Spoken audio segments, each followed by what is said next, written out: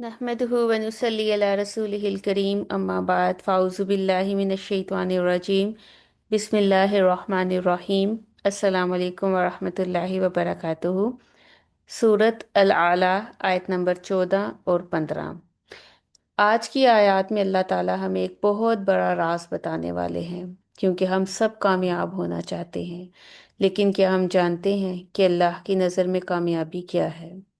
पिछली आयत में अल्लाह ताला ने हमें एक हकीकत समझाई थी कि कुरान नसीहत है, लेकिन हर दिल इस नसीहत को कबूल नहीं करता। फ़ायदा सिर्फ वही शख्स उठाता है जिसके दिल में अल्लाह का खौफ जिंदा हो, जो हकीकत की तलाश में हो। और जो बदकिस्मत होता है वह नसीहत सुनकर भी मुंह मोड़ लेता है। गोया अल्लाह सुब्हान ताला ने दो रास्ते वाज़े कर दिए, एक हदायत कबूल करने वालों का रास्ता और दूसरा एराज करने वालों का रास्ता।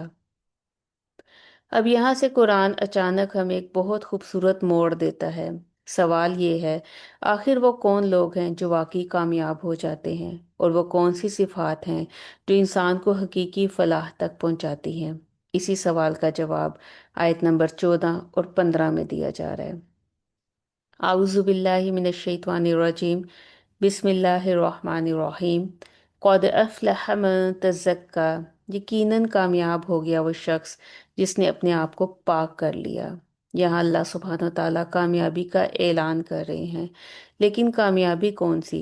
दुनिया वाली कामयाबी नहीं, न माल, न शोहरत, न मकाम, न स्टेटस, न रुतबा, बल्कि असल कामयाबी तज़क्का, तज़किया।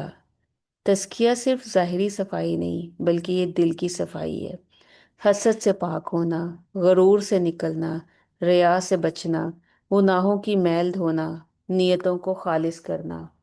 यानी इंसान अपने अंदर झांके और पूछे, मेरे दिल में अल्लाह के अलावा क्या क्या भरा हुआ है। क्योंकि तज़किया एक दिन का काम नहीं, ये पूरी जिंदगी का सफर है। हर तौबा तज़किया है, हर माफ़ी तज़किया है, हर गुनाह का छोड़ देना तज़किया है। गोया कामयाबी बाहर कुछ हासिल करने में नहीं, बल्कि अंदर कुछ साफ करने में है। और उसके बाद फरमाया, वज़कर रस्म रब्बिही फसल्ला, और उसने अपने रब का नाम याद किया, फिर नमाज पढ़ी। यहाँ अल्लाह ने कामयाबी का अमली रास्ता बता दिया है। तज़किया सिर्फ सोचने से नहीं होता, उसके लिए अल्लाह से ताल्लुक ज़रूरी है। पहला कदम उठाना पड़ता है, और पहला कदम यहाँ क्या है? जिक्र, अल्लाह की याद। वो अपने रब को याद करता है, क्योंकि दिल की सफाई अल्लाह की याद से होती है।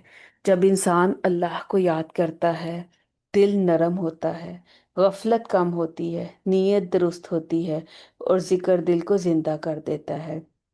और फिर दूसरा कदम नमाज, फसल्ला, फिर वो नमाज कायम करता है। क्यों? क्योंकि नमाज सिर्फ इबादत नहीं, बल्कि दिल की तरबियत है। दिन में बार बार अल्लाह के सामने खड़ा होना इंसान को ये बात याद दिलाता है कि मैं अब्द हूँ, मैं गुलाम हूँ, मालिक नहीं। नमाज इंसान को दुनिया की दौड़ से निकाल कर रब के सामने ला खड़ा करती है। अब जरा तरतीब को देखिए।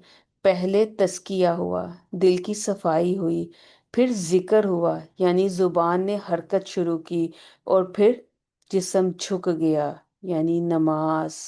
ये मुकम्मल बंदगी का नक्शा है। अल्लाह सुब्हानो ताला हमें बता रहे हैं, कामयाबी किसी और को बदलने में नहीं, बल्कि खुद को बदलने में है।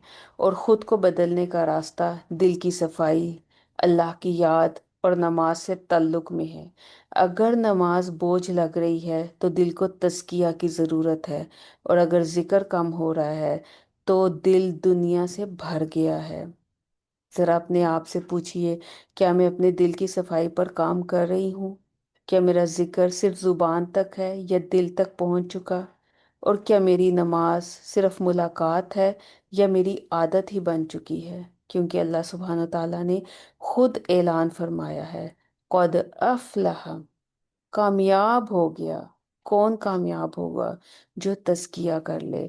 यानी कामयाबी मुस्तकबिल का वादा नहीं, ये आज से शुरू हो सकती है। अल्लाह सुब्हान ताला हमें अमल की तौफीक अता फरमाए। आमीन या रब्बल आलमीन। अस्सलाम वालेकुम व रहमतुल्लाहि व बरकातुहू।